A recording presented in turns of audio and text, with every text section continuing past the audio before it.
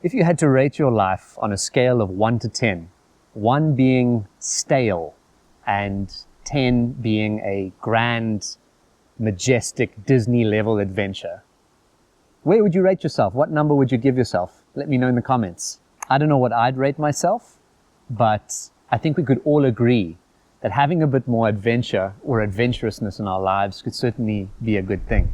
I think many people today would answer that they're in the 1s or 2s, that their life is stale, that they work a 9 to 5, they have responsibilities, they have bills to pay.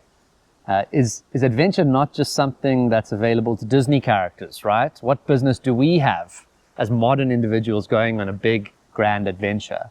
Well, Joseph Campbell, in his book, The Hero with 1,000 Faces, has something to say about that very topic.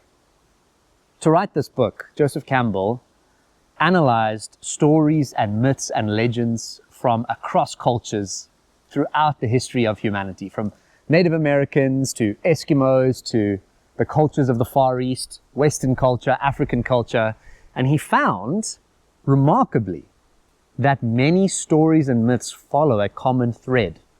And he named this common cycle and this common thread the monomyth. And the monomyth is quite famously known as the hero's journey. What's this got to do with adventure? Well, the first step on the hero's journey, Joseph Campbell writes, is the call to adventure. I mean, isn't that amazing? That throughout all of humanity's history, all of our stories start with an adventure, with a call to adventure. When we listen to these tales, some of them ancient, or when we watch modern stories like Star Wars, Lord of the Rings, or Harry Potter. You're a wizard, Harry. I'm a what? You take the red pill, you stay in Wonderland, and I show you how deep the rabbit hole goes. Can you see anything? Nothing. There's nothing. Wait.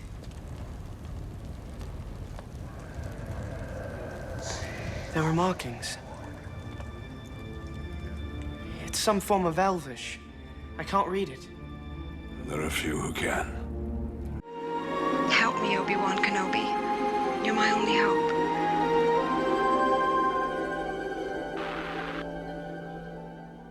That call to adventure, that adventure resonates with us. And that's why. It's because it's a deep part of what it means to be human.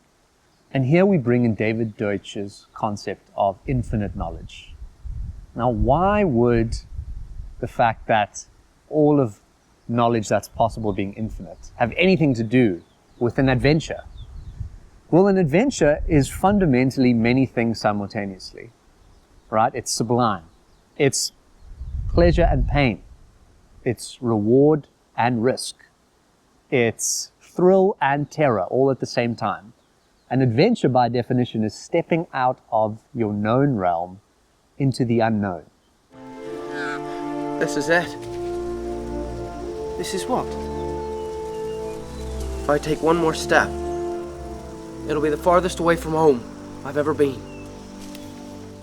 It's crossing that border out of your comfort zone.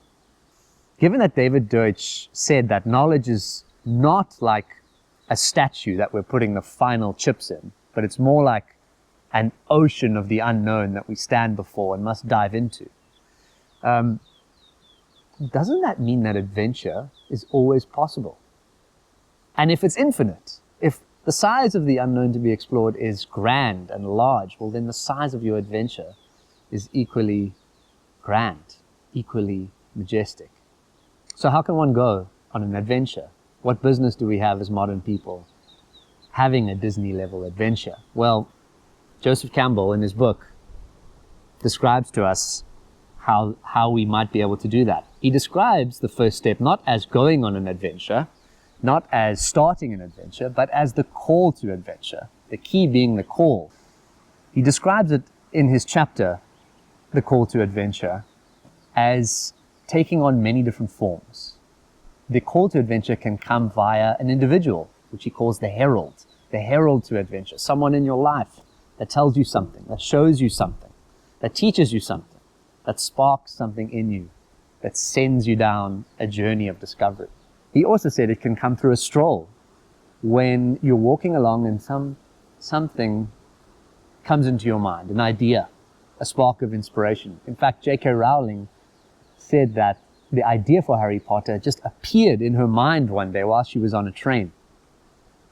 That kind of inspiration, that kind of numinous, awe-inspiring ideation that you might have. Notice it when it happens, because it might be the call for an adventure. He also said it can happen by accident, a happy blunder. Sometimes we make discoveries by accident, and if we follow those discoveries, if we pay attention to them, they might lead us down an adventure as well. So when you look at your own life, do any of these calls to adventure resonate with you? In the past month, in the past year, have you ever heard a call to adventure? Have you answered it, or have you refused it? I'd be interested to know. Let me know in the comments. And so we can conclude that adventure is always possible in our lives. We need only to notice how to get there, how to do it. The famous 19th century philosopher Friedrich Nietzsche can help us here with his concept of the eternal recurrence. If you had the opportunity to reset your life, if a genie appeared and gave you a button that allowed you to start your life again, so you could live it exactly as it was up until the age you are now, would you be excited, or would you be scared of pushing that button? Well, living a life in adventure is the answer to that question, because if you're on an adventure, it's something that you would happily relive. At least I think that's the case. So have you heard the call to adventure? Are you on an adventure, or is your life more stale? Let me know in the comments below. And as always, thanks for watching. If you enjoyed the video, please drop a like and subscribe. It helps with the algorithm.